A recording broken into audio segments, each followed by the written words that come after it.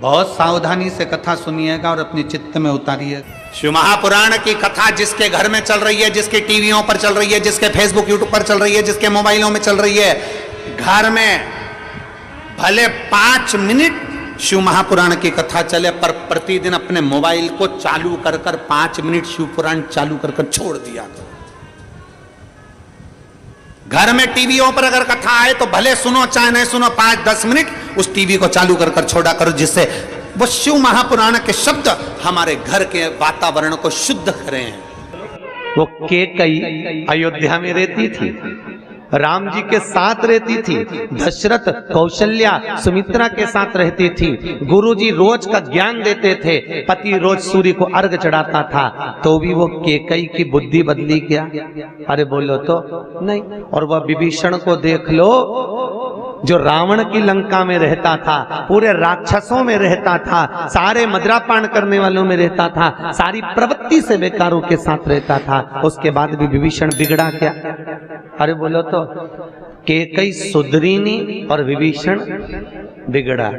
अगर संगत का असर होता तो विभीषण कब का बिगड़ गया होता, संगत का असर होता तो फिर तो कैकेयी भी कब की सुधर गई होती। पर संगत से मूलता शिव पुराण नहीं करती, शिव पुराण कहती है संस्कार की मूलता है कि हमारे संस्कार कैसे हो, हम क्या दे रहे हैं बच्चों। कौवा और हंस की दोस्ती हो गई, दोनों रहने लगे। कौवे ने कहा हंस से, भाई मुझे बहुत भूख लग रही है, कुछ ला दे। हंस गया तुरंत, ठीक है मैं तेरे लिए कुछ लेकर आता हूँ। और हंस दौड़ कर गया। हंस क्या चुगते थे? मोती। हंस मोती लेकर आ गए, ले ये मोती ले। और कौवा बोला भैया ये कैसे खाएंगे, हम खाएंगे तो हमारी तो चोंची टूट जाएगी। अब कौवा मोती कभी खाया हो तो खाएगा, हम नहीं खा सकते। हंस कहते हैं भैया हम तो यही खाते हैं इसलिए तुमको ये खिला दिया। अरे भाई, कौवा भूखा रहने लगा, 8 दिन निकल गए। आज कौवे ने कहा हंस अब तू मेरे यहाँ चल। हंस को ले गया। कौवा कहाँ रहता था? शमशान में, बड़ के पेड़ के ऊपर। हंस को भी बिठा लिया। थोड़ी देर बाद हंस ने कहा भैया मुझे भूख लग रही है। कौवा दौड़ कर गया और एक मरे कुत्ते का मांस उठाकर हंस को ला कर दिया। हंस ने कहा ये क्या है? कौवा बोला ले हम तो ये खाते हैं, जो खाते हैं तुम्हारे लिए ला दिया। हंस बोला मैं मर जाऊंगा पर ये गंदी चीज नहीं खाऊंगा। अरे हम तो यही खाते हैं इसलिए तुम भी खा लो। नहीं नहीं मैं खाने वाला नहीं हूं, ये तो मैं नहीं खाऊंगा। दोनों बात कर रहे थे। नीचे एक राजकुमार बैठा था, वो मांस का टुकड़ा उस राजकुमार पर गिर गया। राजकुमार को क्रोध आया, उसने कौवे को साध कर बाण छोड़ा। जैसे ही छोड़ा कौवा उड़ गया और हंस को बाण लग गया। हंस जमीन पर गिर गया। हंस जमीन पर गिरा और जैसे ही हंस जमीन पर गिरा राजकुमार ने हंस से कहा हंस देव मैंने तो कौवे को बाण मारा था और बाण तुमको लग गया। अरे हंस बोला राजकुमार तो ये तुम्हारी दिक्कत नहीं, ये तुम्हारी गलती नहीं, गलती मेरी है। मैं बुरे की संगत में बैठ गया और बुरा व्यक्ति बुरा काम करके निकल गया और अच्छा व्यक्ति जेल में धरा गया। जो बुरा होता है वो बुरा कर्म कर कर निकल जाता है। बुरा करने वाला व्यक्ति बुराई कर कर निकल जाता है। बुरा कर्म करने वाला व्यक्ति अपना बुरा तत्व ग्रहण कर कर, बुरा तत्व प्रसिद्ध कर कर निकल जाता है। पर जो अच्छा है, जो अपनी बुद्धि से, चित्त से, अपने मनन से जो बहुत अच्छा है वो धरा जाता है। श्री नारद जी महाराज ने तप किया, रामचरितमानस में आपने श्रवण किया, शिव महापुराण में भी लिखा है। देव ऋषि नारद तप करे, कामदेव को जीत लिया। जब कामदेव को श्री देव ऋषि नारद ने जीता तो सबसे पहले देव ऋषि नारद कामदेव को जीतकर अगर पहुंचे तो सीधे पहुंचे भगवान शंकर के पास। क्यों? क्योंकि भगवान शंकर ने कामदेव को नहीं जीता था। कामदेव ने शिव जी की समाधि को तोड़ दिया, समाधि को तोड़ दिया।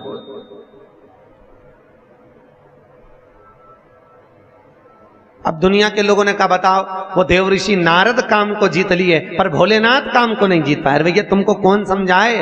वो कामदेव शंकर भगवान का साडू भाई था। दक्ष प्रजापति ने रति भी आई थी कामदेव को, सती भी आई थी। अरे बोलो तो महादेव को, शंकर जी को। अब ईमानदारी से बोलो, साड़ू भाई आएगा तो सम्मान करने के लिए खड़ा होना पड़ेगा कि नहीं होना पड़ेगा? तो कई लोगों ने कहा भगवान भोलेनाथ को तो आंख बंद करके बैठे रहना था, कामदेव क्या बिगाड़ लेता? कामदेव ने भगवान शिव की समाधि क्यों तोड़ी और भगवान शंकर ने समाधि क्यों तोड़ी? वो तो बैठे रहते। भैया, धर्म पत्नी के रिश्तेदार अगर आए तो पति का फर्ज है कि थोड़ा सम्मान देना पड़ता है। नी दे अब रहने दो।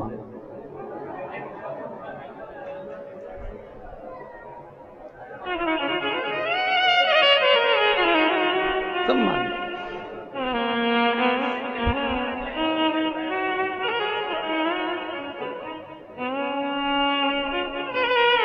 अभी हमारे बनवारी लाल जी मामा जी को लेकर आए थे और इनके माता के पक्ष के मामा जी थे, है? तो भी सम्मान दे रहे थे कि नहीं दे रहे? भैया ये हमारे मामा पक्ष के हैं, हमारे मामा है। फिर कहा ये मामा की बहू है, सम्मान दे। अब देवऋषि नारद को क्या दिक्कत? देवऋषि नारद तो अपने आनंद मस्ती में, पर भगवान शिव को तो पूरी रिश्तेदारी देखना पड़ेगी ना। सबसे सुंदर अगर कोई रिश्तेदारी निभाना जानता है तो मेरा महादेव जानता है। दुनिया में कोई नहीं जान सकता इतनी सुंदर रिश्तेदारी मेरा शंकर निभाता, मेरा भोलेनाथ निभाता, सबसे सुंदर।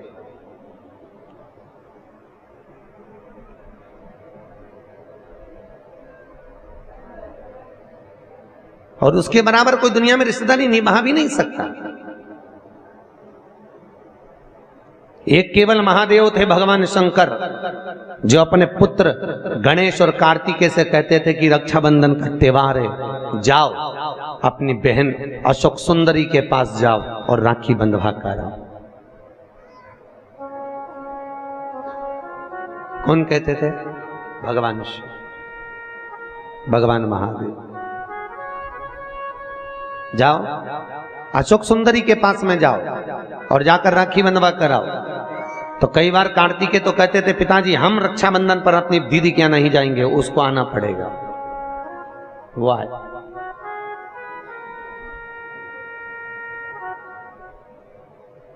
तो भगवान भोलेनाथ कहते थे कार्तिकेय, जब तक माता पिता अगर जीवित हैं तब तक घर के बेटे को अपनी बहन के दरवाजे पर जाते रहना चाहिए।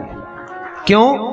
बुजुर्ग माँ बाप नहीं जा सकते, वृद्ध माता पिता अपने बेटी के घर बार बार नहीं जा सकते। क्यों? क्योंकि अधिक मास की कथा में लिखा है अगर बेटी के घर का एक अन्न का दाना खा ले तो व्यक्ति मरते समय उसके मुख में तुलसी का दल नहीं मिलता। अगर बेटी के घर का एक गिलास पानी पी लो तो मरते समय गंगा जल नहीं मिलता। ये अधिक मास में आप लोग जो 33 मालपुए का दान करते हो, क्यों करते हो? काहे के लिए करते हो? करते हो ना 33 मालपुए, 33 मालपुए, 30 मालपुए 30 दिन के, 31वां मालपुआ हमने अगर ब्राह्मण गुरु के घर का खाया हो तो दोष ना लगे। 32वें नंबर का मालपुआ हमने अगर बेटी के घर का, बहन बेटियों के घर का खाया हो तो दोष ना लगे। और 33वें नंबर का मालपुआ हमने अगर मान लो सूतक या सावड़ का खाया हो तो हमको दोष ना लगे। इसलिए 33 मालपुए का दान होता अधिक मास में। या करते हैं सब लोग दान मालपुए का। 33 मालपुए दान किए जाए। अगर हमने बेटी के घर का कुछ खाया हो तो दोष ना लगे, उसके लिए। और मालपुए का भी क्रम आपको वर्णित है, पहले भी आपको बताया है कि 90 नंबर के मालपुए पर अगर लौंग रखकर दान कर दी जाए तो नारी कभी विधवा होकर नहीं मरती, अखंड सौभाग्य लेकर जाती है। 11वें नंबर के मालपुए पर अगर सिक्का रखकर दान कर दिया जाए तो जिंदगी में कभी लक्ष्मी की कमी नहीं आती। 21वें नंबर के मालपुए पर तुलसी का पत्ता रखकर दान कर दो, कभी जीवन में संपदा की कमी नहीं रहती। जिस व्यक्ति के यहाँ कोई ना कोई बीमार पड़ा रहता हो तो 14वें नंबर के मालपुए पर लाल कलर का छोटा सा कपड़ा रखकर दान कर दीजिए। घर में कभी जिंदगी में कोई बड़ी बीमारी नहीं आएगी, ना हार्ट अटैक, ना एक्सीडेंट, ना कभी शुगर, ना कभी ब्लड प्रेशर। इतना मालपुए का महत्व है। अधिक मास के एक एक मालपुए का अलग अलग वर्णन अधिक मास की किताब में लिखा हुआ। अधिक मास की कथा में बढ़ना, अलग अलग मालपुए का क्रम है कि अधिक मास में हमें किस मालपुए पर क्या रखकर दान देना चाहिए, कैसा नियम, कैसा हम कैसे आज हम कहीं बेटी के घर का अन्न अगर पा लिए हैं तो यहां शास्त्र कह रहा है, भगवान शिव कह रहे हैं कि अगर माता पिता जीवित हैं और माता पिता अपने बेटी के घर अगर नहीं जा सकते तो वो अपने बेटे को कहते हैं कि तू जा, और तू जाकर अपनी बेटी के यहाँ अपनी बहन के घर जाकर रक्षाबंधन पर राखी बंधो, जाओ तुम जाओ। और भगवान गणेश जी महाराज राखी काय पर बैठकर बांधी जाती है? अरे बोलो तो, एक चौकी पर, पाटे पर, आसन पर बिठाकर रक्षा सूत्र बांधा जाता है। राखी बांधने के बाद बहन भाई के माथे पर, अरे बोलो तो, तिलक कर दो। आप लोग भी तिलक करते हैं। तिलक क्यों किया जाता है? तो कहते हैं ये तिलक हमारे यहाँ शुभ कार्य का प्रतीक है। पर तिलक प्रतीक है, पर जो चावल हम तिलक में लगाते हैं ये क्यों लगाते हैं? ये चावल का क्रम कहां से चालू हुआ? सिर में चावल चिपकाना, तिलक लगाने के बाद चावल लगाना, कहां से चालू हुआ? ये चावल है क्या? आखिर ये चावल तिलक के बाद में ब्राह्मण या आप किसी को भोजन करा रहे हो, जमाई को तिलक कर रहे हो, बेटी को तिलक कर रहे हो, तो कंकु लगाने के बाद चावल क्यों लगाया जाता है? उस चावल का क्या प्रमाण? उस अक्षत का क्या प्रमाण? क्यों लगाते हैं उसको? लगाते लगाते पूरी जिंदगी हो गई, अरे तो बता दो क्यों लगाते हैं? वो चावल का क्या प्रमाण कि कंकु का तिलक तो लगाया, वो हमारे यहाँ शुभ कार्य का प्रतीक है, समृद्धि का प्रतीक है। पर जो अक्षत हम माथे पर किसी के लगाते हैं कंकु लगाने के बाद में, चंदन लगाने के बाद में जो चावल लगाया जाता है, वो चावल का क्रम क्या है? तो शास्त्र कहता है, सुंदर विष्णु पुराण में भगवान वेदव्यास जी ने वर्णन करा, जिसके मस्तक पर तिलक लगाया जाता है वो शुभ कार्य का प्रतीक होता है। और अक्षत इसलिए लगाया जाता है कि इस अक्षत के माध्यम से आपकी जिंदगी में ये शुभ कार्य निरंतर चलता रहे, इसलिए अक्षत उसके माथे पर लगाया जाता है शुभ कार्य के लिए, निरंतर चलने के लिए। इसको कहते हैं अक्षता। अक्षता का मतलब क्या है? निरंतर चलता रहे, निरंतर बढ़ते रहो। दूल्हा दुल्हन की जब जयमाला होती है, आपके यहाँ होता कि नहीं होता पता नहीं, पर महाराष्ट्र में तो एक नियम है कि दूल्हा दुल्हन की जब जयमाला होती है तो सबको पीले चावल दिए जाते हैं। इधर देते हैं क्या है? तो पीले चावल देते हैं, और पीले चावल देकर फिर उसको स्वस्ति वाचन के अनुसार उसमें छोड़ा जाता है। शुभ मंगला, अरे बोलो तो, सावधान, शुभ मंगला सावधान।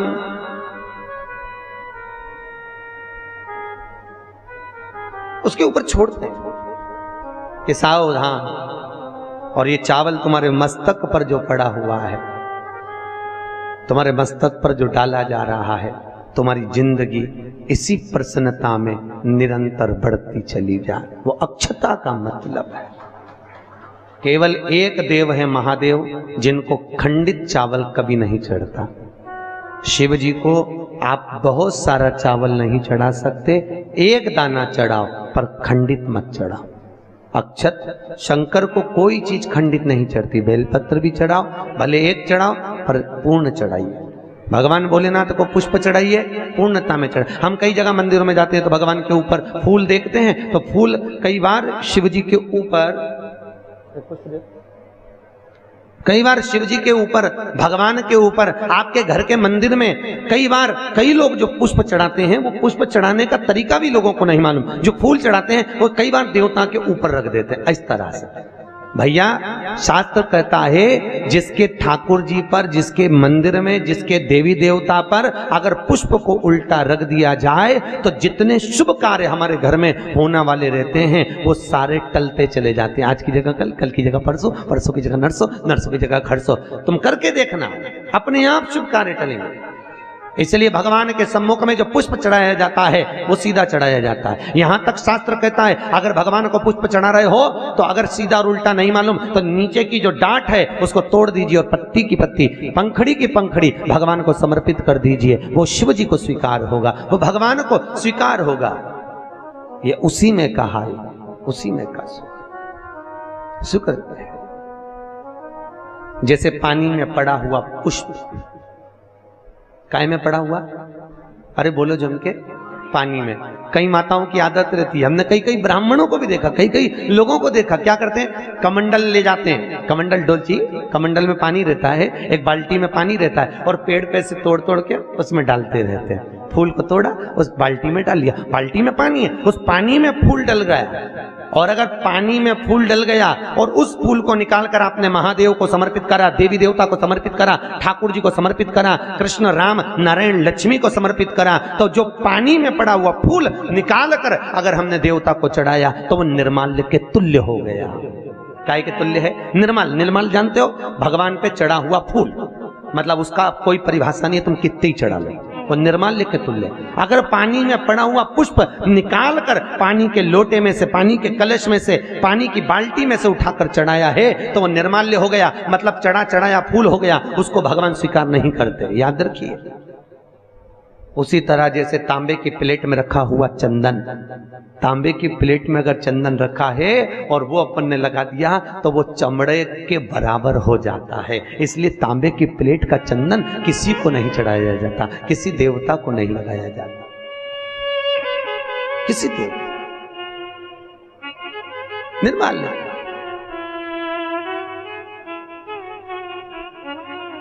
भगवान शिव कहते हैं तुम्हारे पास में कुछ नहीं है, पूर्णता का समर्पण, पूर्णता। पर आज के जमाने में लोग पूर्णता देते कहां हैं? एक बात बताओ, भगवान के मंदिर में नारियल फोड़ा, राम जी के मंदिर में, हनुमान जी के मंदिर में नारियल फोड़ा, और वो नारियल फूटने पर अच्छा निकल गया तो भगवान ने स्वीकार करा कि नहीं करा? अरे बोलो जम के, अच्छे से बोलो, करा? अच्छा ठीक है, आप बोल रहे हो करा, शिव पुराण करे ही नहीं करा। अगर नारियल फोड़ने पर राम मंदिर, हनुमान मंदिर में, देवी मंदिर में नारियल को फोड़ा और फूटने के बाद अगर वो नारियल अच्छा निकल गया, उसमें से थोड़ा सा टुकड़ा तो तुमने भगवान को चढ़ाया, बाकी का सब घर ले जाके चक्कू से निकाल निकाल के खा गए। और मान लो वो नारियल फूटने पर बेकार निकल गया तो तुम उसको घर ले जाओगे? नहीं। क्या करोगे? जब हनुमान जी की परिक्रमा कर रहे होगे तो नारियल को वहीं पटक दो। तो भगवान शिव की कथा कर रही है कि भगवान शंकर को पूर्णता का भाव चाहिए। बेलपत्र दो, पूर्ण दीजिए, पुष्प दो, पूर्ण दीजिए। ओम श्री शिवाय। नमस्ते हम दर्शकों, आज की कथा में पंडित प्रदीप जी मिश्रा ने रायपुर छत्तीसगढ़ में जो कथा चल रही है उसके दौरान बहुत सारे उपाय बताएं और साथ ही जो है शिव पुराण का जो है वाचन किया है। इसके साथ में जो है उन्होंने जो है भगवान शंकर और पार्वती का जो है वाचन यहाँ पर किया है। जो भी चित्र दर्शन उन्होंने किया है वो भी बहुत अच्छी तरीके से किया है। तो अगर आप भी जो है कथा को ध्यान से नहीं सुने हैं तो एक बार और कथा को ध्यान से सुन लीजिए, और अगर आपने कथा को ध्यान से सुन लिया है तो आगे आने वाली कथा को सुनने के लिए प्रतिदिन आपको इस चैनल पर जो है कथाएँ मिलती रहेंगी। जो भी जहाँ का स्थान पर भी जो कथाएँ चल रही है वो जो है आपको इस चैनल के माध्यम से जो है प्रतिदिन 2 भाग में जो है कथा मिलती रहेगी। तो आपको भी जो है डेली कथा देखनी है तो चैनल को सब्सक्राइब कर लें और पास में आ रहा है बेल आइकन को प्रेस कर दें ताकि आपको समय पर कथा का अपडेट मिले।